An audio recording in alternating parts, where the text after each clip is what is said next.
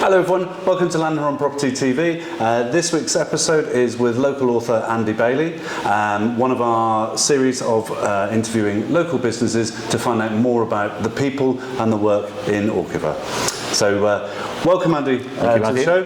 Thank you very much for your time. It's okay. I guess to start off with, tell us a bit about yourself, how you arrived here and how you came to write the book. Well, it was back in the year 2000. Mm-hmm. We'd just paid off our mortgage in the UK, which was quite good for a 40-year-old. Yeah, very good. Through moving houses and doing them up. And, sure. And we fancied a change, whether it would be in the UK or somewhere else. Mm-hmm. And we came to, thankfully, to Orgiva for a week's holiday in February of that year, and went, wow, this is something we could possibly do and achieve. Well, the weather's certainly better here in February than the UK. It certainly is, yes. Our daughter was 6 at the time, and it was a good opportunity to, well, it's the right time to move a child. If you Great time to learn a new language at that age, And of course she picked it up like a sponge. We're still struggling. So yeah, we decided to come back, revisit Orgiva in the June, which I would recommend to anybody to try different seasons of the year. Absolutely, yeah. Because it does vary a lot. You think when you move to Spain you can throw away your jumpers and your jackets. It's not true. No, certainly not. So we came back in the June with some liquidity in our pockets, and found a property that would suit our needs. It was 3 letting houses, so we could live in one and let out 2. And by the end of August, we were moved and running the business. Quick. So, yeah, it was. I stayed in England for a little bit longer to finish a contract. Right. And we all got together back in the following that November. And the rest is in the book. Well, yes, yeah. I'll try not to give too much of the book away. I've just started reading it myself, so don't tell me too much. I want to find out.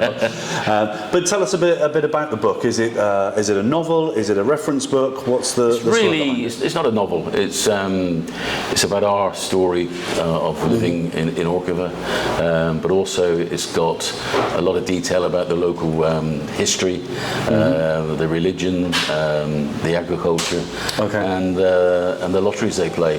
Yes, we all like taking a chance. Indeed. Well, hence the title. That's right. So you're a bit of a chancer yourself? Well, not really. Well, I suppose I am.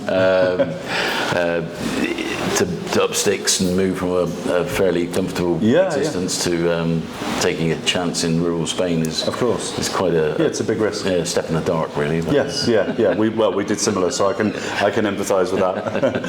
So it's not a novel, but you have mentioned about the saints and the religious festivals, of which there are hundreds here. It's a reference book about the area, and it's also it's like 2 books in one, really. It's a pick up and put down book. You can pick up the bits you want and ignore the bits you don't. But. Well, it certainly sounds interesting. So, but tell me a bit more about what you love about Orgiva. Well, Orgiva is a very rural town, and it's very similar to Launceston in Cornwall, where I was born and brought up. So it's got the same agricultural feel, and the people's mindsets are very similar between the Cornish and the Spanish. It's I can see the similarities there. We don't have the livestock here that we had in Cornwall, but olives and almonds do make up for it, and the healthy lifestyle. Yes, the Mediterranean lifestyle, can't be beaten, can it? Not really. And obviously you mentioned a few people in your book as well, so what do you love about the people of Orgiva? Well, the indigenous population are very tolerant, very forgiving for what they witness. Orgiva is full of a vast different collection of groups of people. And they all sort of seem to live in harmony and do very well between them. But the actual real people of Orgiva who run the bars and the builders and the builders merchants, they're all fantastic, wonderful people. They've obviously got their own business to think of as well. Of course, but we try and help them as much as possible. Yeah, we've certainly found them very, very welcoming, and it's such an eclectic mix of people in Orgiva as well, isn't it?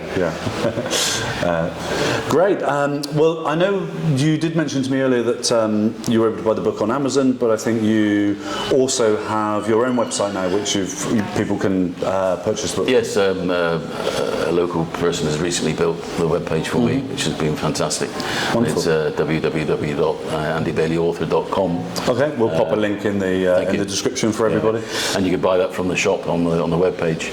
Sure. Or there are local shops in Orgiva and all along the coast that you can purchase the book either in English or Spanish. Yeah, we'll put a link in for some of the local places you can buy that as well. Right.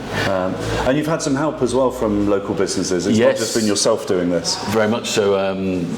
Mirador Publishing in Pamplona has been fantastic, helping me copy edit the book and then eventually publishing both English and Spanish. So it's now been translated to Spanish as well. It has, which is proving very popular. So are you getting Spanish people looking to see if they're in the book? Very much so. From the local priest to. Okay. So hopefully you've been good on that part. Yeah. It's nice to be sat in the high street and somebody comes up in Spanish and says, "Oh, I'm really enjoying it." Oh, wonderful. I haven't had a thump yet, but there might be one on the way. Is well, that's one of the great things about Orgiva, isn't it? It's sitting, enjoying a cerveza in the main street or a coffee and just watching the world go by. And it is the world as well, because it is, you've got everybody here. I think at one point there was 47 different languages in Orgiva. Fantastic. From various ethnic minorities to Polish to Lithuanians to it's just incredible. It's certainly an international melting pot, isn't it? So fantastic. Well, thank you very much for your time, Andy, and telling us a bit about yourself and your book, and I hope you've enjoyed it there. If you would like to find out more about other businesses, don't hesitate to subscribe to our channel, where you'll see the upcoming series of interviews with local businesses. But for today, thank you for your time, and do get a copy and let us know what you think. So thank you for watching. Goodbye for now. Goodbye.